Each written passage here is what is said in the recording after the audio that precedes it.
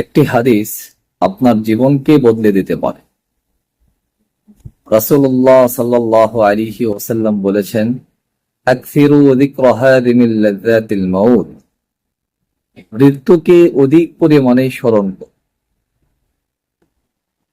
মৃত্যু তোমার জীবনের আনন্দ, স্বাদ এগুলোকে নষ্ট করে দেবে, বিনষ্ট করে দেবে। হাদিসটি জামে তিরমিজিতে বর্ণিত হয়েছে, হাদিস নাম্বার 2307। হাদিসের বর্ণনাকারী হলেন হযরত আবু হুরায়রা রাদিয়াল্লাহু তাআলা আনহু। সম্মানিত উপস্থিতি, এই হাদিস থেকে আমাদের শিক্ষা হলো, মৃত্যুকে অধিক পরিমাণে স্মরণ করলে মানুষ গুনাহ থেকে বেঁচে থাকতে পারে, গুনাহ থেকে বাঁচতে পারে।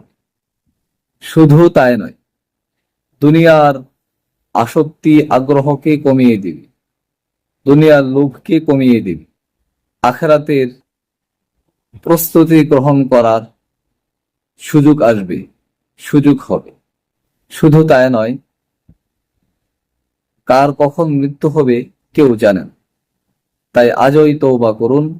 আল্লাহ তাআলা আমাদেরকে তৌফিক দান করুন। আমিন। আসসালামু আলাইকুম ওয়া রাহমাতুল্লাহি ওয়া বারাকাতুহু।